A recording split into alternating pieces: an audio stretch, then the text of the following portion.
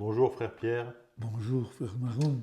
on se retrouve On se retrouve avec grande joie. avec grande joie, avec peut-être un petit délai estival. Oui, De quel sujet tu voudrais nous parler cet après-midi? euh, je suis très marqué par l'évangile qu'on a lu hier en église, à la messe. C'est un pharisien qui demande à Jésus quel est le plus grand des commandements. Et Jésus répond, le premier commandement, le voici, tu aimeras le Seigneur ton Dieu de tout ton cœur, tout ton esprit, toutes tes forces. Et le second qui lui est semblable, tu aimeras ton prochain comme toi-même. Ces deux commandements résument toute la loi et les prophètes. Alors, c'est un évangile que j'aime beaucoup. D'abord, il nous donne un enseignement très fort. Tout se résume dans l'amour. L'amour de Dieu, l'amour des autres. Et en même temps, chaque fois que je le lis, cet évangile, que je tombe dessus, il évoque en moi beaucoup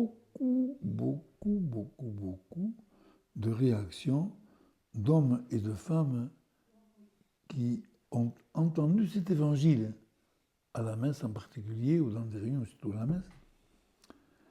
Le nombre de personnes qui m'attendent à la porte de l'église pour me dire « Comment veux-tu que j'aime mon prochain? Je ne m'aime pas moi-même. » Waouh! Je ne m'aime pas moi-même. La première fois que j'ai entendu ça, il y a beaucoup d'années, c'était vite après mon arrivée, donc autour des années 70. Je suis arrivé en 67. Et j'avais été très blessé pour la personne qui m'avait dit ça, en me disant, oh là là, est-ce qu'il peut y avoir des gens qui ne s'aiment pas? C'était tout jeune, moi.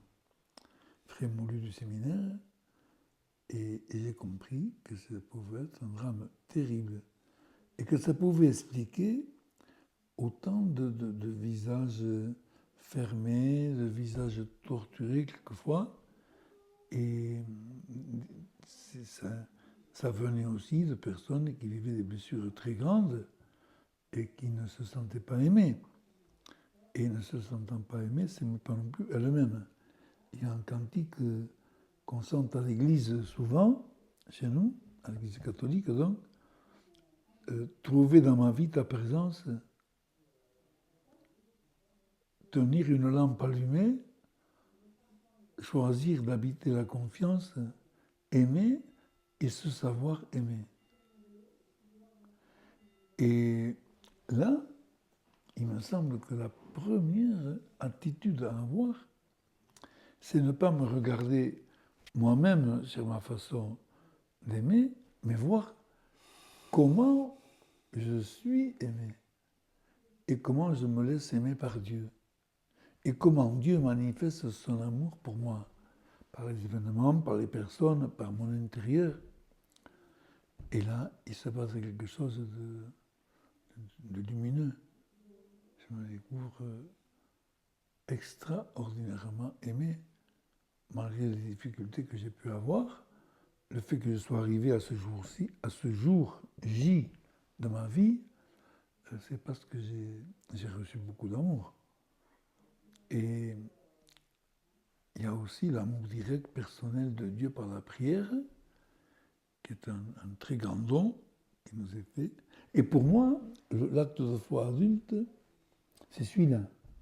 C'est celui où je dis, je crois en Dieu d'amour et en Dieu qui m'aime. Croire en Dieu et en son amour, pour moi, c'est l'acte de foi adulte. C'est parce qu'il y a beaucoup de gens qui ont une tendance à tout juger, c'est-à-dire qui jugent qu'ils sont eux-mêmes pas bien, C'est ça, qui jugent que les autres ne les aiment pas, oui. qui se jugent à eux-mêmes indignes de l'amour de Dieu. C'est ça, c'est ça. Et là, ils sont dans une tristesse profonde. Et ça, c'est parce que... Et donc, Oui, le premier mouvement serait d'être convaincu que Dieu nous aime, peut-être. Qui pas, pourrait, pas peut-être, c'est impératif. oui, que c'est peut-être je veux dire, la phase qui fait qu'après tout s'illumine. Peut-être que la seule chose qui fait que les gens se ferment toutes les portes de salut, c'est qu'ils arrivent à douter de l'amour de Dieu pour eux. Parce que ils se regardent eux. On en revient toujours au même point, ou bien je me regarde moi tel que je suis, avec mes malheurs et mes misères, au lieu de regarder le Seigneur avec son amour pour moi. C'est le grand but de la prière.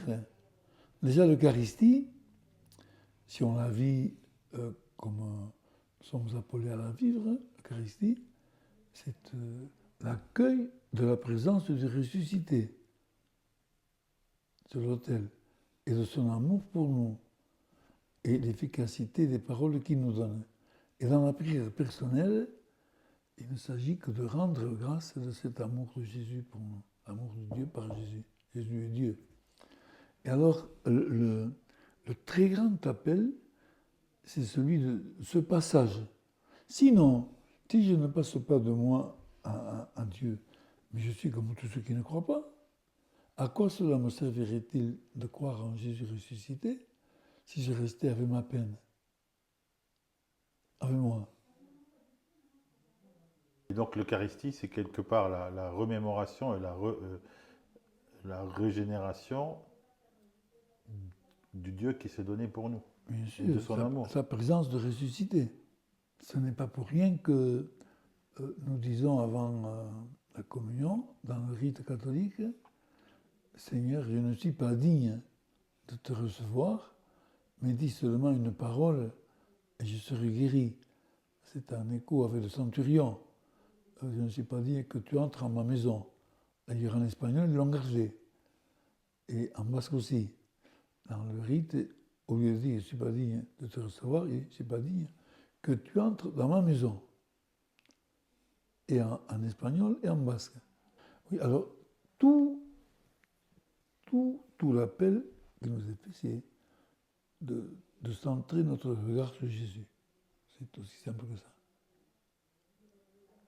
Je ne vois vraiment pas autre chose. Amen. Amen.